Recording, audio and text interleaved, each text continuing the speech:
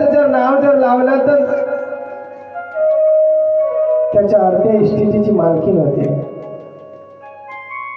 आणि तुला जर इमानद्वारे जर भगवंताचं नाम जर घेतलं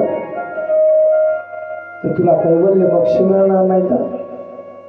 म्हणून परीक्षित अखंड नामस्मरणामध्ये राहा. परीक्षित विचारते महाराज, नाम घ्यायला सोपं आहे. संतांनी सांगितलं, हरिपाठामध्ये सांगितलं. तुकाराम महाराज म्हणतात, तुका म्हणे सोपे, तुका म्हणे सोपे आहे सर्वाहून शहाणा तो दोन्ही घेतो ते. सोपं आहे, सोपं आहे, पण मात्र अंतकाळाच्या वेळेला मुखात येणं मात्र राजा अवघड आहे.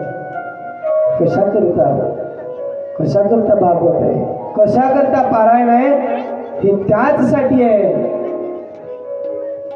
याच साठी केला होता ठास शेवटचा दिवस गोड व्हावा. शेवटचा म्हणजे तुमचा माझा शेवटचा दिवस कसा व्हावा? आता होता हो, आता गेला हो, आता होता हो, आता गेला हो. याला ज्ञानेश्वरीच्या भाषेत सांगायचं झालं तर झाकल्या घटीचा दिवा. आता होता हो, आता गेला हो. कसा जावा? नामस्मरण करत करत जावा. परीक्षित म्हणते गुरु महाराज, सगळ्या संतांनी सांगितलं की नाम सोपं आहे, नाम सोपं आहे राजा, पण मुखात येणं मात्र उघड आहे अंतकाळाच्या वेळेला. कारण अंतकाळाच्या वेळेला काय होते, जे जीवनभर केलेलं जे राहते ना ते पुढं बरोबर राहते, पुढे येते. जीवनभर जे केलं ते पुढे उभं राहते. म्हणून आतापासून त्याची तयारी करावी लागते. आतापासून दृष्टांतानं जर सांगायचं जर झाला तर, कंजूस माणूस, श्रीमंत माणूस, आणि याला 4-5 पोरं होते. पोरं चांगले निघाले, पोरं दान धर्म करायचे, पण बाप कंजूस होता. 4 पोरं चांगल्या कामाला होते. एकाचं दुकान, एक वकील, एक डॉक्टर, एक शेतकरी, चांगले निघाले मुलं. 4ही मुलं चांगले निघाले, पण म्हाताऱ्याची शेवटची अवस्था, कारण अंतकाळाच्या वेळेला जीवनभर ज्याचं चिंतन केलं ना तेच अंतकाळाच्या वेळेला पुढे उभं राहते. 4ही पोरं, 4ही सुना अंतकाळाच्या वेळेला आल्या, त्याला खाली टाकलं. तेवढ्याही गडबडीत त्याचं लक्ष कुठं गेलं? कोट्याकडे गेलं. आणि कोट्याकडे गेल्याच्या नंतर तिथं झाडून काढायचा फडा होता. कोणी त्याला फडा म्हणते, कोणी केरसोनी म्हणते. ते वासरू काय करत होता? एक फळीची एक फणी काढत होत. त्या म्हाताऱ्यानं पाहिलं, पण याला बोलायला जमत नव्हतं. पण अंतकाळाच्या वेळेला वाचा बंद पडली.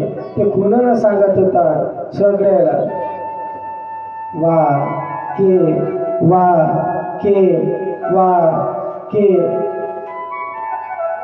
खुनानं सांगायचं.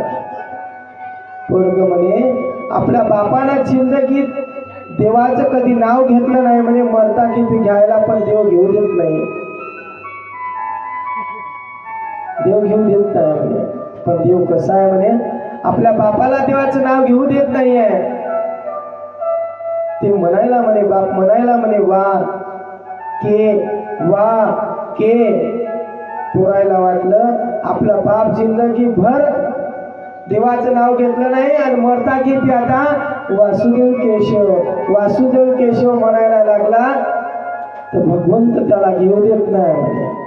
आता काय करावं? त्याचा तर डॉक्टर होता, त्यानं म्हणे काय हरकत नाही.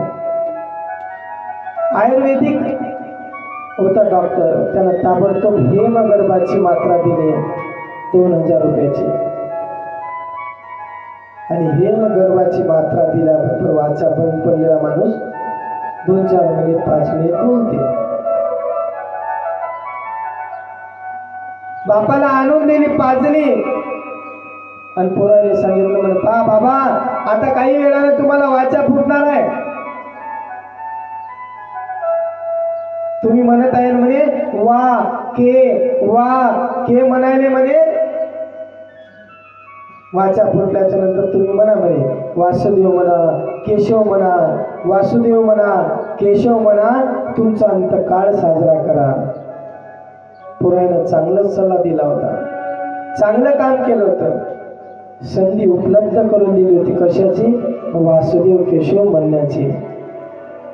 5 मिनिटांना त्याला बरोबर वाचा फुटली, बोलायला लागला. 1-2 मिनिट असेच गेले म्हणे बाबा पहा उरलेले 2च मिनिट आहे म्हणे, जास्त वेळ नाही म्हणे. म्हणा म्हणे वासुदेव म्हणा केशव म्हणा, तुमच्या जीवनाचा उद्धार करा. म्हणा म्हणे बाबा वासुदेव म्हणा केशव म्हणा, तुमच्या जीवनाचा उद्धार करा. त्या बाबा म्हणा वासुदेव म्हणा केशव म्हणा आणि तुमच्या जीवनाचा उद्धार करून घ्या. पण बाप काय म्हणते तेवढ्या गडबडीत? अरे ते कायचा वाशा ना कायचा केशा म्हणे. मी मगांपासून तुम्हाला सांगत होतो खुणा म्हणे वा के. तुम्ही म्हणत आहे म्हणे कायचा वाशा ना कायचा केशा. तेव्हापासून म्हणे कोठ्यामध्ये मी सांगत होतो म्हणे वासरू केरसुनी खाताय, वासरू केरसुनी खाताय. पण तुम्ही त्याच्याकडे लक्ष दिले नाही म्हणे. 15 रुपयाची केरसुनी म्हणे एक एक एक एक एक एक फणी काढू काढू मोकळी केले म्हणे, मोकळी केले म्हणे. हात टाकून सांगितलं म्हणे तिकडं म्हणे वा के तिकडं लक्ष दिलं नाही म्हणे आणि याच्यात 2000 रुपये टाकून दिले म्हणे. तरी पोरं का म्हणे बरं जाऊ द्या बाबा 1च मिनिट राहिला म्हणे. म्हणा म्हणे वासुदेव म्हणा केशव म्हणा, तुमच्या जीवनाची यात्रा संपवून टाका. तरी काका यानं नाव घेतलं नाही, वासुदेव म्हणलं नाही, केशव म्हणलं नाही. 1 मिनिटात पोराला सल्ला दिली. कशाची? म्हणे पहा असाही मी मरणारच आहो, तसाही मी मरणारच आहो आणि 2000 तुम्ही याच्यात मातीत टाकले म्हणे. सल्ला दिली बापानं पोराला.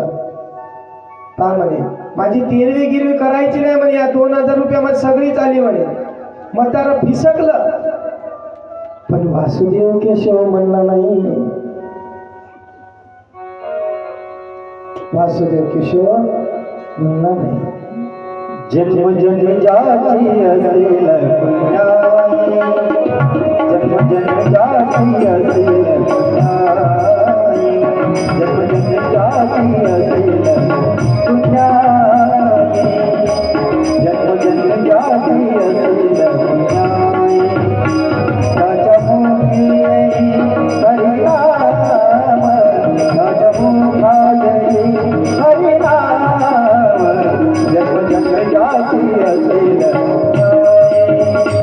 जन्म जन्म जाती असेल पुण्याई, जन्म जन्म जाती असेल पुण्याई, जन्म जन्म जाती असेल पुण्याई. म्हातारं फिसकलं पण वासुदेव केशव म्हणला नाही. का? तुकाराम महाराज म्हणतात तुका म्हणे सोपे आहे सर्वांनी, शहरात धनी घेतो. नाम घेणं सोपं आहे परीक्षिती, नाम घेणं हे सगळं सोपं आहे रे. पण ज्या वेळेस शेवटचा काळ येतो, शेवटचा श्वास चाललेला असतो, त्या शेवटच्या श्वासावर भगवंताचं नाम येईलच हे सांगू शकत नाही. अवघड आहे. अंतकाळाच्या वेळेला भगवंताचं नाम येणं राजा अवघड आहे. त्याच्यासाठी आतापासून त्याची तयारी करावी लागते. आतापासून आपण आज जर का भगवंताचं नाम जर नाही घेतलं ना, मग म्हातारपणात जर घेतो जर म्हणलं 60 वर्षाचं झाल्यावर 70 वर्षाचं झाल्यावर, तिथं मग नाही जमत, नाही जमत. कारण डिपॉझिट पाहिजे. मुझे तुमने